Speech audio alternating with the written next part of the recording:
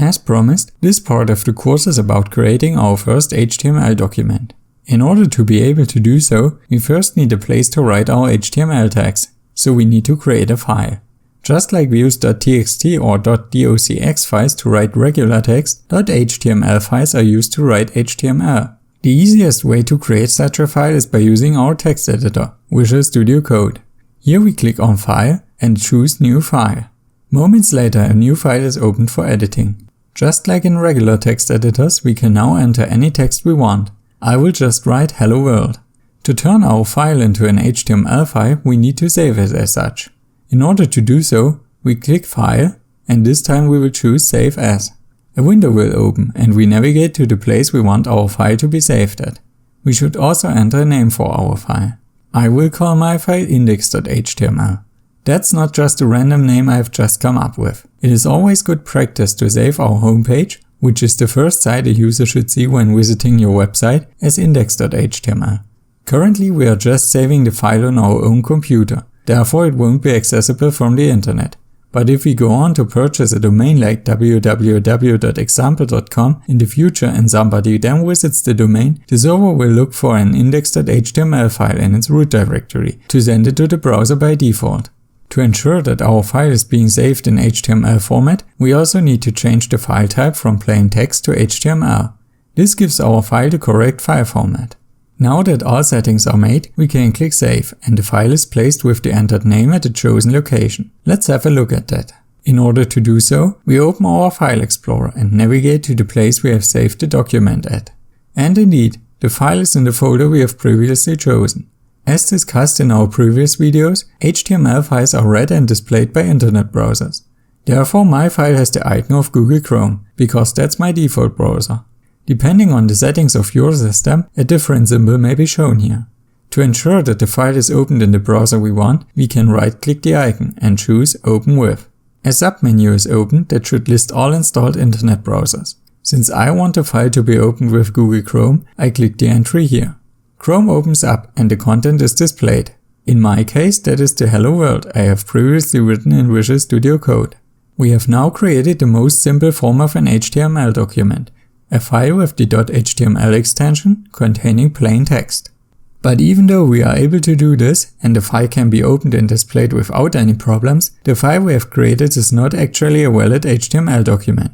That's because all valid HTML documents have to follow a certain structure that is not yet fulfilled by our document. This structure requires that we need to declare the so-called doctype as the first thing in our document. The term doctype originates from document type and informs the browser about the type of HTML that is used in the document. We will use the current standard, which is HTML5, but there are many other types of HTML that can still be used. Therefore, to tell the browser that our document is HTML5, we need to declare the doctype of the document to be HTML. This can be done in a special tag, which serves only this purpose. After opening the tag, it begins with an exclamation mark, followed by the term doctype. Now we need to enter a space, and then the kind of HTML that is being used has to be declared. As we want to use the current standard, we enter HTML and end this tag by closing the angle bracket. After this special tag, we are finally going to write our first real HTML tag, a tag that appears exactly once in every HTML document. We can imagine this tag to be a big container for all the elements that belong to this HTML document. In order to open this tag, we could simply continue writing on the first line and the browser could interpret it correctly. Theoretically, the entire document could be written on a single line. HTML is not dependent on line breaks. In reality, we would only make our own lives harder if we did that, because larger documents in particular would be incredibly difficult to read then. Therefore, it is always a good idea to write every tag on its own line to keep it easily readable. So we enter a line break after the doctype and open the HTML tag. Once we complete the tag, one of the major advantages Visual Studio Code has over regular text editors comes into play. Since the program knows that the HTML tag can have content and therefore requires a closing tag, it has automatically created one for us. We can recognize the closing tag by the slash that comes before the element name. Other than that, it is identical to the opening tag. Now that we have created a container for our entire HTML code, we can continue with the two major parts of every HTML document, the head and the body. The head contains information about the document that should not be displayed.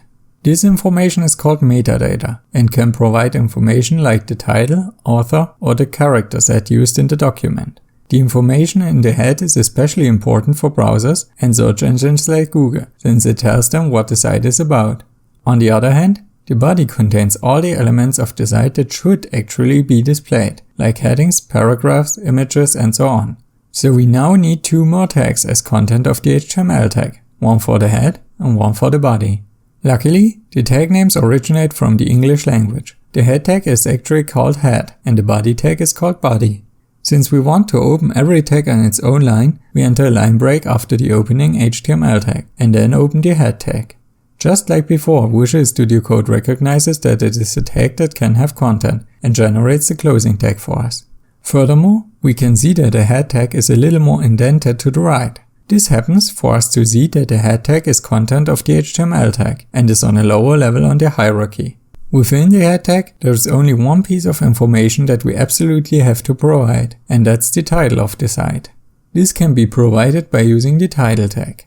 To keep the document readable, we enter a line break between the opening and the closing head tag and create a title tag. At this point, I want to show you another great advantage of Visual Studio Code, the code auto-completion. I don't actually have to complete the title tag. I just open an angle bracket and the program gives me a list of tag names I could use. As I start typing, the list gets more and more filtered. So if I now enter TI, only 2 suggestions remain, time and title. Since I want to insert a title tag, I can now either click on title using the mouse or navigate using the arrow keys on the keyboard and select title using the return key. Now I only have to finish the tag with an angle bracket and also get the corresponding closing tag. Let's just enter my first HTML document as content of the title tag. Now that the head is complete, we need to insert a body. Since the body is not part of the head, but still content of the HTML tag, we break the line after the closing head tag and open the body tag. And again, the program generates the closing tag for us. As content of the body tag, we can now write whatever we want to be displayed in our document. I will just write the hello world we had in the first invalid document here. Now we have created the necessary structure for a valid HTML document. We have created a document with the .html extension that declares that it is an HTML5 document using doctype HTML. Furthermore, we have created an HTML tag as container for all elements of the document, as well as a head tag as container for metadata about the site like the title that can be provided using the title tag. Last but not least, we have created a body tag that serves as the container for all visible elements. Let's now save the document and see what the result looks like. In order to save, we can either choose File, Save, or use the shortcut by holding the Ctrl key and hitting the S key. Now we can open the file using the browser of our choice. I will use Google Chrome. On first sight, nothing has changed. That's because we have not inserted any new content in the body. Instead, we now have a valid HTML document, while the old version was merely a text document with an HTML extension. But when we have a closer look at the title that is displayed in the Browsers tab, the difference becomes apparent, as the title we have entered in the head is now displayed, as opposed to the file name and path we had before. Another option to see the difference is by viewing the source code of the document. This can be achieved by right-clicking in the browser window and selecting View Page Source. Alternately, Chrome users can hold the Ctrl key and hit U. Here, we can see the HTML structure we have created, which would not have been visible in the old version. Now I know that this was a huge lot of information, and it surely isn't easy to remember all of this. Quite luckily, it is not even necessary to remember the basic structure of an HTML document, since it is always the same, except for the title and the content of the body tag you enter. Therefore, we can just copy the template we have just created and paste it into a new file whenever we want to create a new HTML document. In order to better remember what belongs into which part of the document, it would be great if we could just write some notes into the template. That is exactly what comments are for. Comments are pieces of text that are written into the document but do not get interpreted by the browser and are therefore not displayed. In HTML, a comment begins with an angle bracket, followed by an exclamation mark and 2 dashes. So if I want to write a comment about the use of the head part of my template, I can just open the comment tag at the right place and write whatever I want. I will note that the head area is reserved for invisible metadata. Now I have to tell the browser that the comment is finished and that the rest of the document has to be interpreted again.